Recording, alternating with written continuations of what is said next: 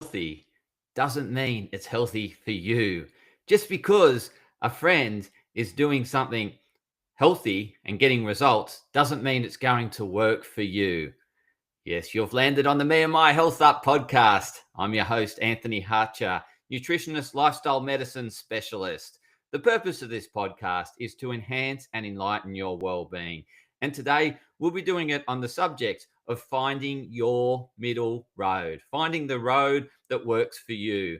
So it doesn't mean extremism. It's finding what works for you in terms of what you need at your stage of life. So you'll often read scientific papers that says like deliberate cold exposure is good, ice bars are good. However, they might not be the right thing for you in terms of where you're at and where you want to go to. So it doesn't mean just because they're good for you based on this cohort, which might not be relevant to who you are and your age and your sex.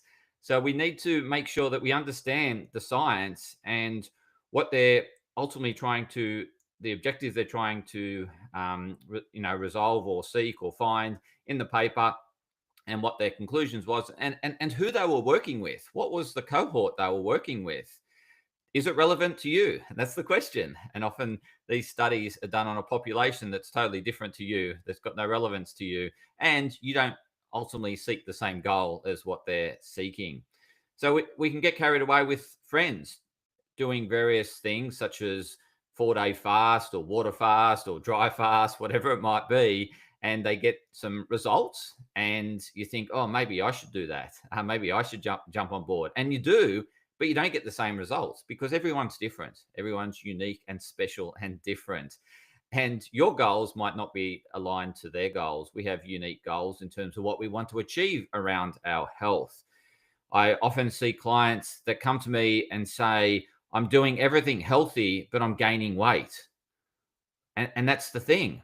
It doesn't mean just because it's healthy, it's going to suit you in terms of where you want to go and in terms of where you're at. So we need to take into consideration where you're currently at and where you want to go and what's going to help support you along that road. And it's not going to be an extremism of any type. Yes, we can jump on and get, do something extreme and get some quick results, but it's not lasting because we can't maintain that extreme habit. It's too one-sided. It's just too much, too overwhelming, and we get bored of it. And so, like I said this in the previous episode, is that we more need to pulse with life as opposed to just doing it for the sake of doing it and thinking it's the right thing and not getting the results that we're seeking. So I'll give you an example. In the last episode, I mentioned recently I signed up for some high rocks training for a period of time. So it's high intensity cardiovascular resistance training. And I did it for 6 weeks. The first week, I felt amazing. And my results were demonstrating that. For example, my heart rate variability was improved. My deep sleep was improved. I was feeling energetic. I was feeling great. Everything was working well. Digestive system was working well. Good recovery. And as I hit probably the third week, second week I was all right, but I wasn't as good as the first week. Third week to week 6, I was struggling. And yes, heart rate variability was going backwards. It was going in reverse. I was more fatigued, more tired, not feeling like doing the sessions. And I pushed through, but that wasn't what my body needed. My body, I mean, ultimately got results over the 6-week period.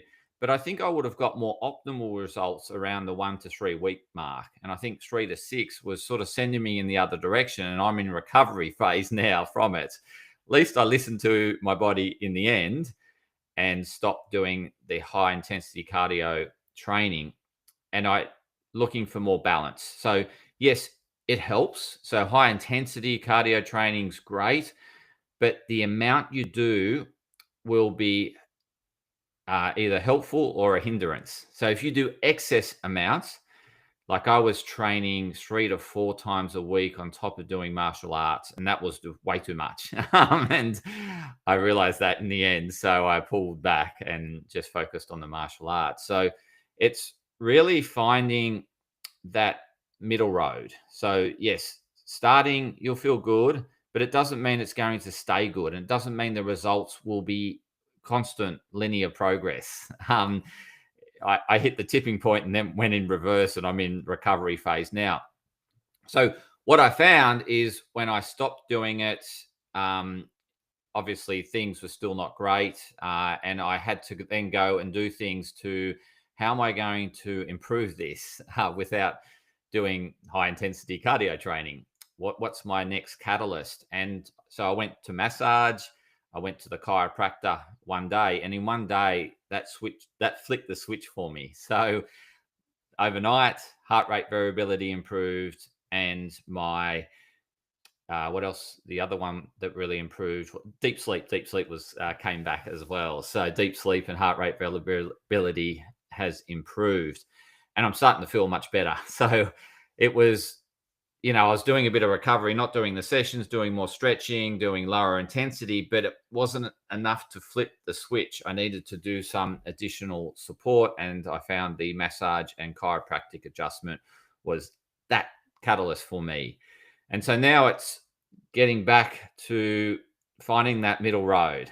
What's the balance for high intensity cardio training and not overdoing it, but keeping it optimal?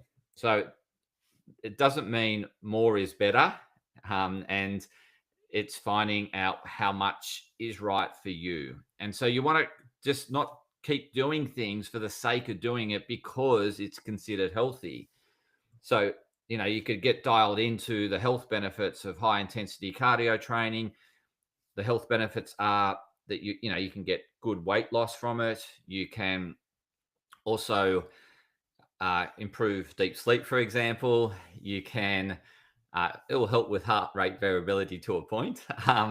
And the other one is that it helps with improving your cholesterol profile, improving the HDL, and it can stimulate immune function. But again, it does the stimulus. But if you overdo the high intensity cardio training, the immune system will go backwards. So it's really, and this is different for everyone. So some people might be able to do 5 sessions of high intensity cardio a week and be working really well. Others, it's one session that makes them work really well. And I think mine is probably somewhere between 2 and 3. I found 4, 5, 6 too many, way too many. And look, if you're in your 20s, yes, you can do this, right? But I'm not. I'm approaching that decade of the 50s, and so I've got to find what works for my decade or where I'm at, as opposed to what works for a 20-year-old. So, and this is what I see clients. They come to me. They're in their mid 30s, and they're saying, "Look, I used to smash out heaps of exercise and eat really well, and I'd lose weight, but I'm not doing that anymore." Well, you're in a totally different phase of life. Your body's doing different things, and you've got added responsibilities, more stress, and so we've got to change things up. And so we want to not think what's worked in the past is going to work now. Not necessarily. It may help, but you've got to find that middle road for where you're at and where you want to go to. So I mentioned in the previous episode about more ebbing with the pulse of life. And so you will have surges, and you want to get into something and you'll get into it. But then there'll be a lull. There'll be, I don't feel like doing it anymore. And you want to listen to that. You don't want to keep pushing and thinking, oh, I just want that feeling, what I first got from when I first started doing it. I want that back. It's going to come back. It never did for me, right? When I was doing this high rocks training, I got it for, that first probably 10 days. Then it left me, right? And then I started to regress and go backwards in a big way.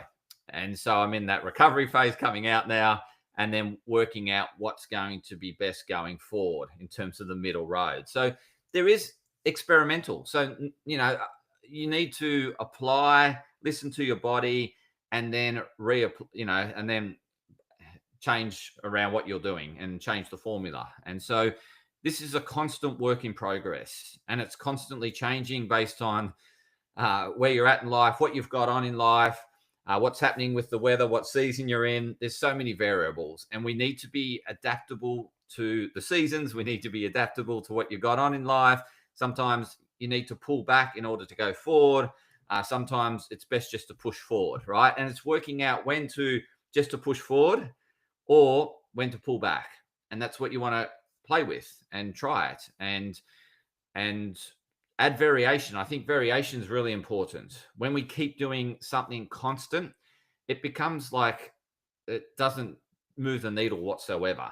So the body needs variability. That's how humans have evolved, through adaptation. And so we want to be constantly putting different stimulus in, but we need to work out the dose of that stimulus. So, and sometimes that dose is different to what they published in the scientific paper. You know, that 10 minutes in the ice bath might be 2 minutes for you, or 1 minute, right? Or it could be 15, 20. Who knows? Everyone's different and unique. You need to find your middle road, what works for you, and don't copy everyone else, and don't just copy the scientific paper.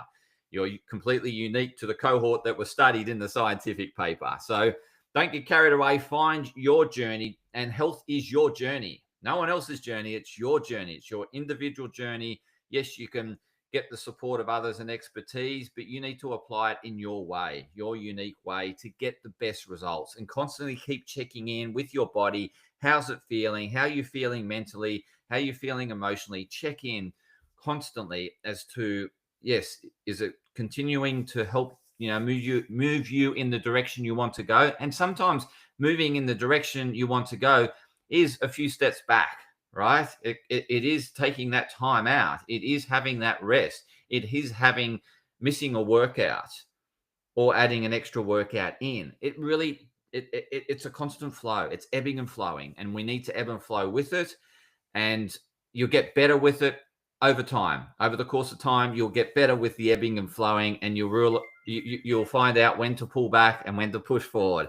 It will work much better for you. So, so if you're struggling in this area, you feel stuck, and you're wanting to better ebb and flow with life, and the results that you're seeking just seem so far-fetched that they're not happening, then please reach out to me. I can give you some guidance. I might give you some insight as to what you can try and how much to try of it that might work for you, and you can go on a journey. And so please reach out to me if you're looking for some assistance in terms of moving forward and you're feeling stuck, or it might be that you need to step back in order to move forward. So thank you for joining me for this live recording. Really appreciate you joining me today. I will continue to do live recordings. I thoroughly enjoy sharing health information.